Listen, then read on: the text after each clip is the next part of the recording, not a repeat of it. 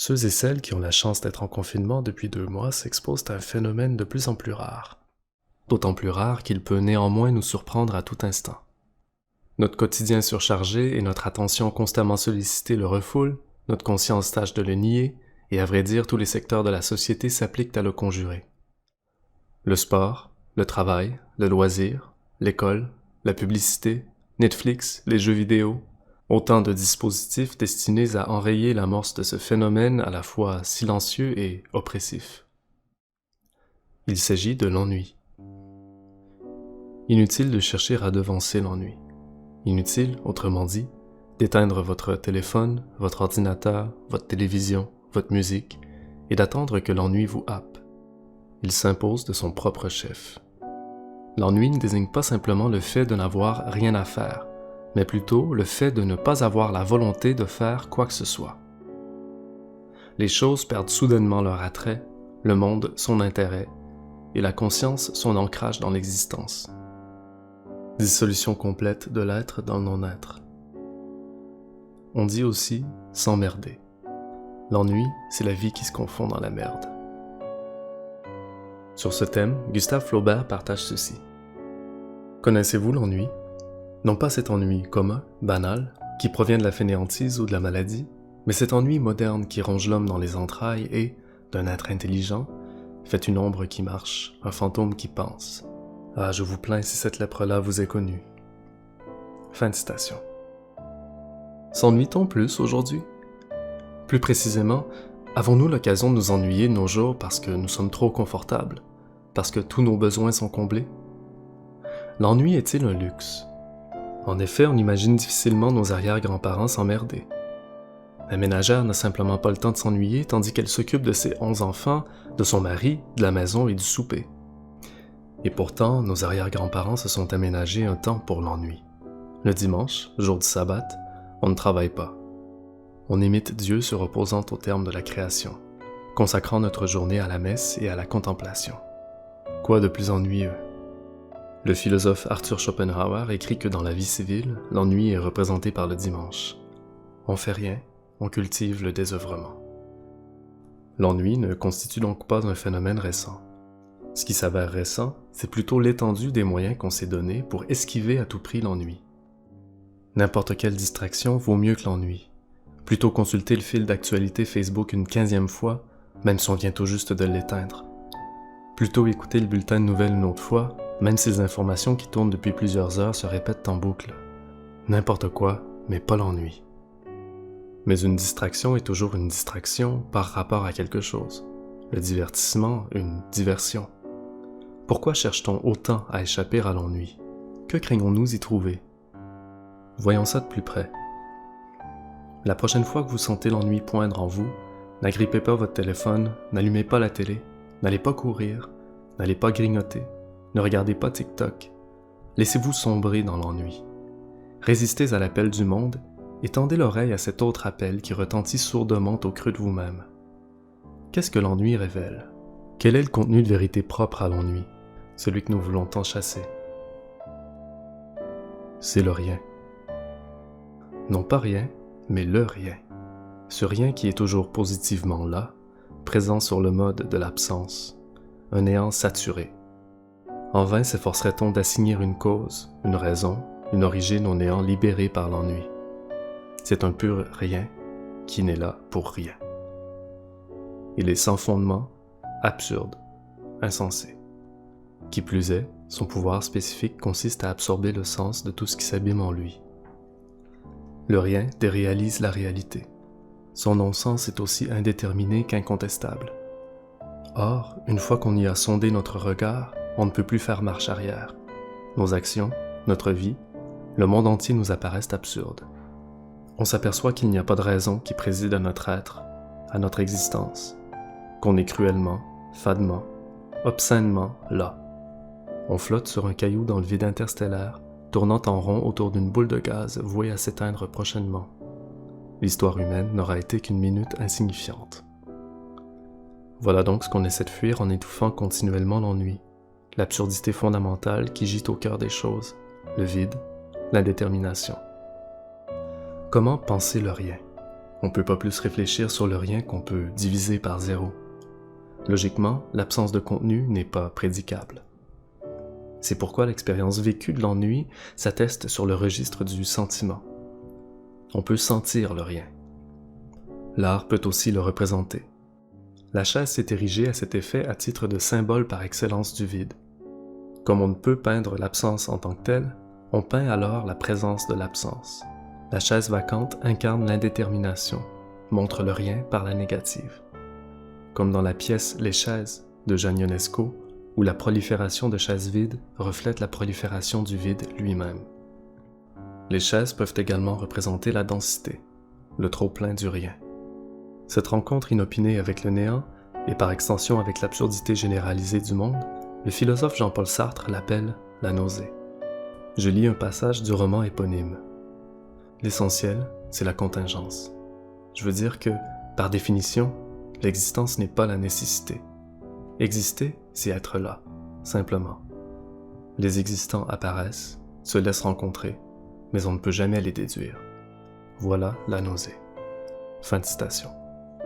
Bien qu'elle s'éprouve physiologiquement, la nausée décrite par Sartre ne concerne pas le simple mal de cœur, mais un malaise existentiel. On a alors le sentiment d'être de trop. Notre existence, et l'existence en général, nous deviennent étrangères, superflues. Pour Sartre, ce sentiment mêlé de dégoût et d'insignifiance communique quelque chose d'important, que l'essentiel, c'est la contingence. Qu'est-ce à dire? N'est-ce pas là une pure contradiction? La contingence, en effet, exprime le caractère de ce qui est dépourvu de nécessité, de ce qui aurait pu ne pas être. L'essentiel, de son côté, renvoie au caractère de ce qui n'aurait pas pu ne pas être, à la nécessité. Globalement, qu'est-ce qui est nécessaire? La connexion des propositions idéales s'inscrivent sous le signe de la nécessité. Que la somme de 2 et 2 soit 4 est nécessaire.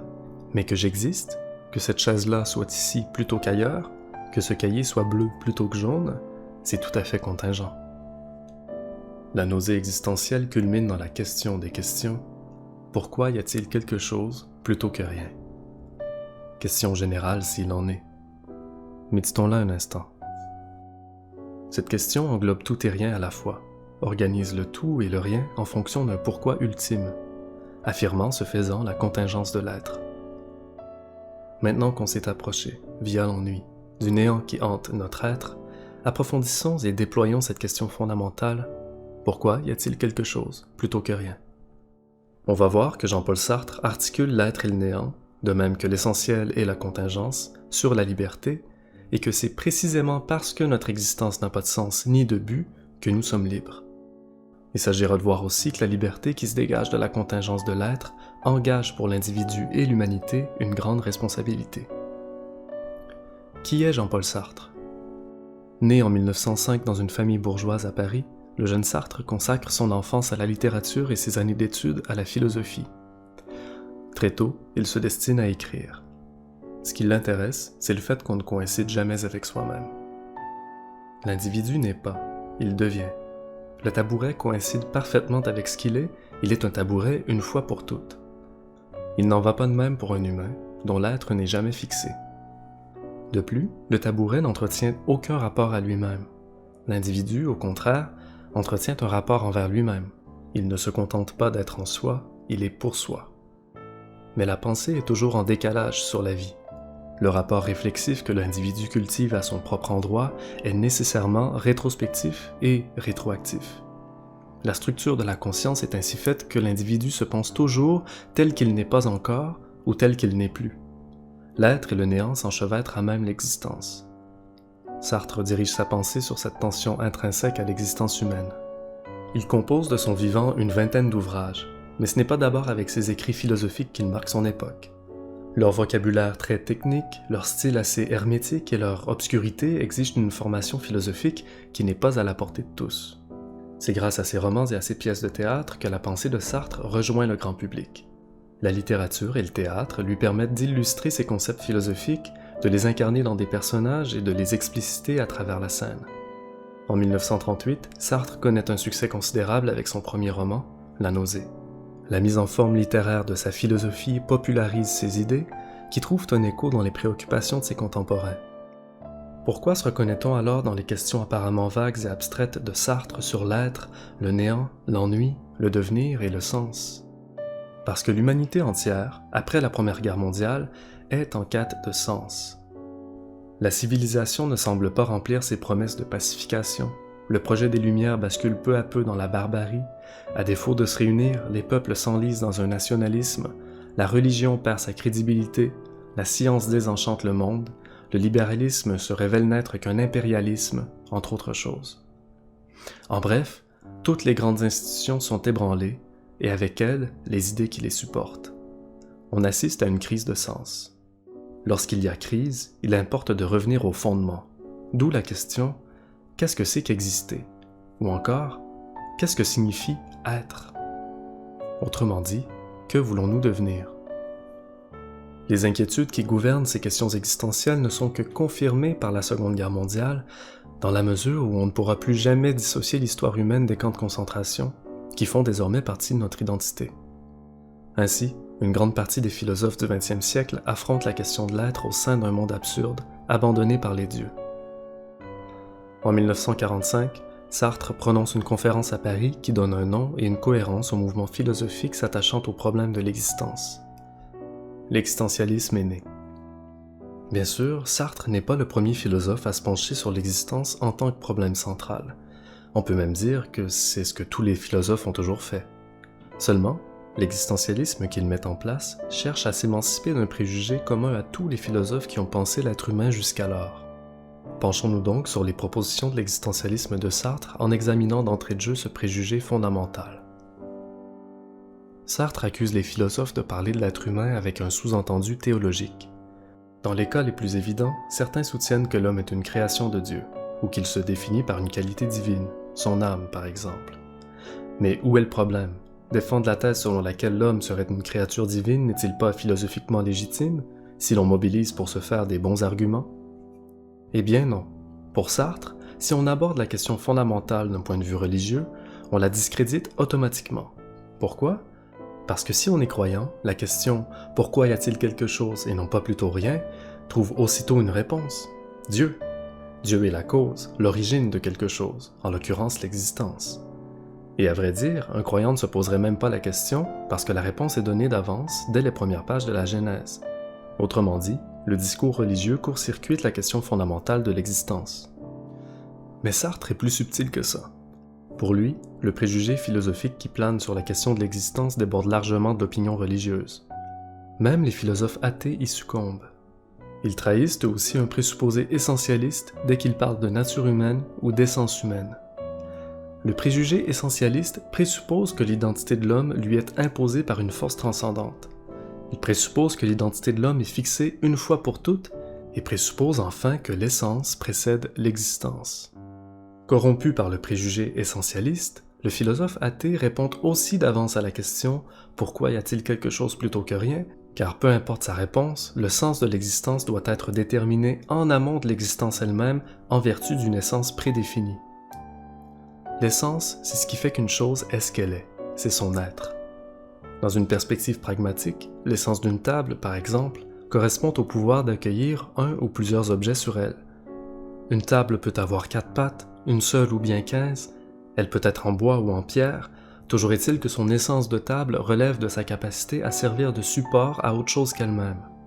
Une table qui aurait 4 pattes mais aucune surface plane susceptible de recevoir un objet ne serait pas une table. Une brosse à dents peut être manuelle, elle peut être en bambou, elle peut être électrique, mais si elle n'a pas de brosse au bout du manche, elle n'est pas une brosse à dents. Son essence réside dans la brosse. D'après Sartre, le préjugé essentialiste dérive d'un préjugé théologique. Pour comprendre, décomposons la question directrice. De manière générale, pourquoi peut signifier 2 choses. Celui ou celle qui demande pourquoi peut vouloir s'enquérir de la cause ou de l'origine de ce dont il ou elle demande pourquoi. Ou le pourquoi peut être orienté vers le but de la chose, sa vocation. Si je demande « Pourquoi es-tu allé au magasin ?», je peux interroger les motifs ou le but de l'excursion. Mon interlocuteur me répondrait soit « Je voulais aller prendre l'air » ou « Pour m'acheter de la bière ». Remarquez qu'un cas de figure n'empêche pas l'autre. Or, un philosophe qui cherche à répondre à la question de l'existence, pourquoi y a-t-il quelque chose plutôt que rien, avec l'idée d'une essence humaine, assigne d'emblée un contenu au pourquoi de la question. Si un philosophe prétend que l'être humain se détermine relativement à son essence, et que son essence coïncide avec la rationalité, par exemple, Sartre considère alors qu'on a affaire à une grave erreur. D'où le philosophe peut-il se placer pour statuer sur l'essence de l'humanité? Comment un philosophe peut-il décider a priori du pourquoi de l'humanité entière, présupposant également une universalité qui n'est pourtant pas démontrée? De plus, l'essentialisme, posant le caractère immuable de l'essence humaine, est en principe incapable de penser le sens historique et évolutif de l'humanité.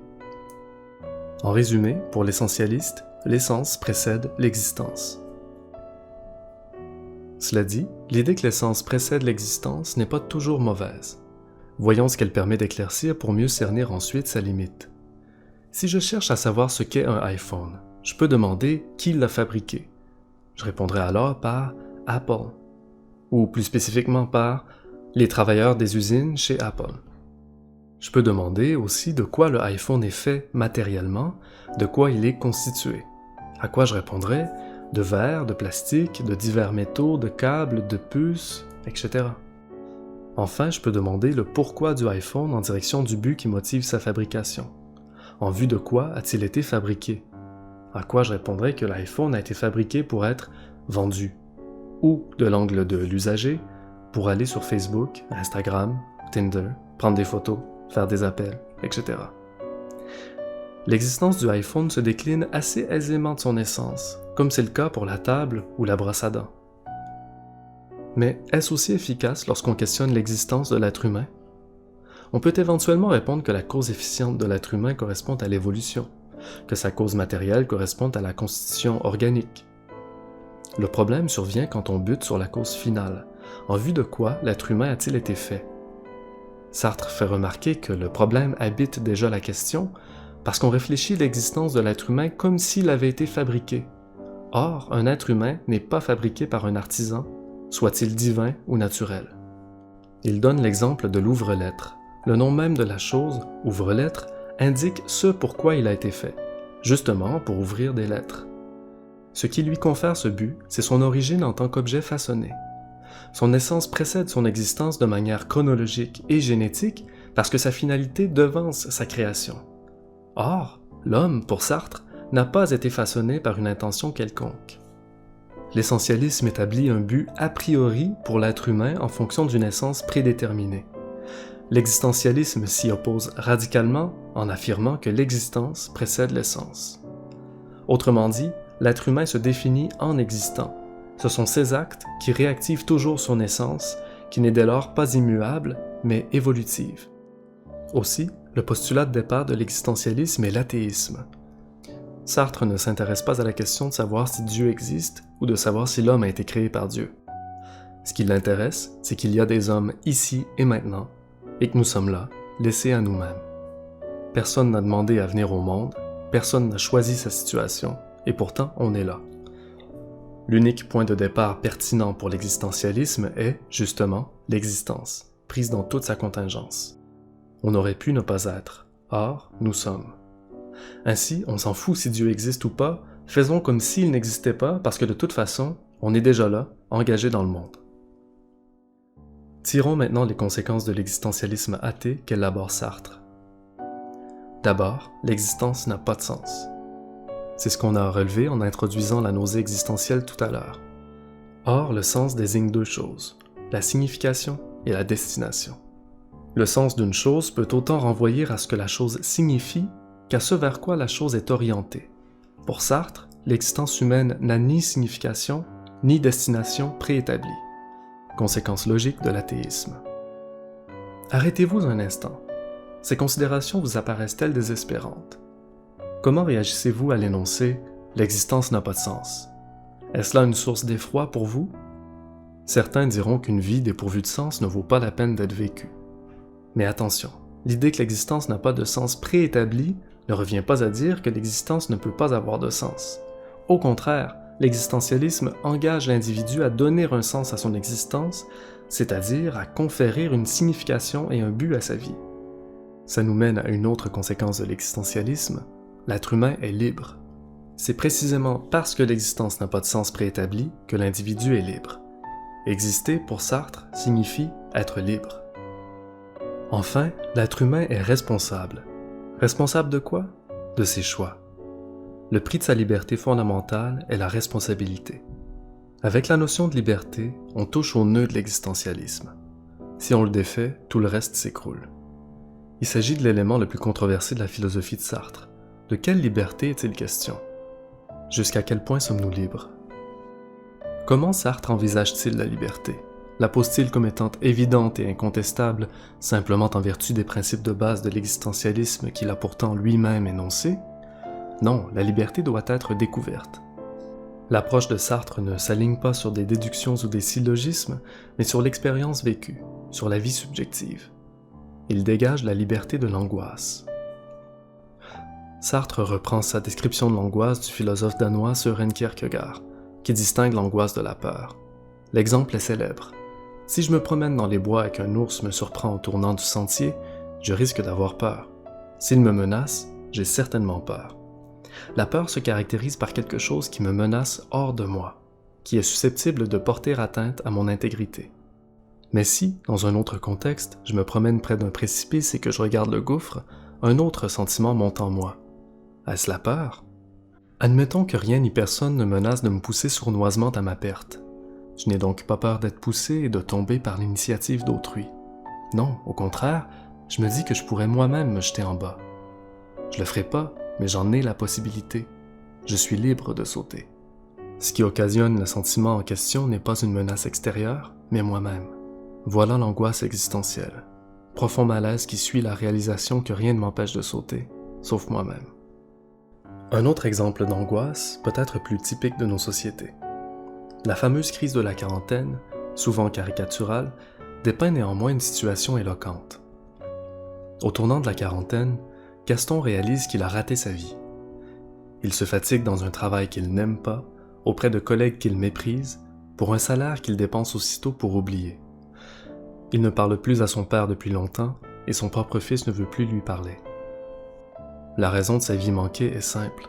Bien qu'il s'était promis de ne jamais devenir comme son père, il est devenu malgré lui une pâle copie de ce qu'il détestait chez celui-ci. Mais Gaston n'a pas peur. Aucune force ne le menace de l'extérieur. C'est sa conscience qui le ronge et qui lui dit qu'il a vécu dans le regard des autres.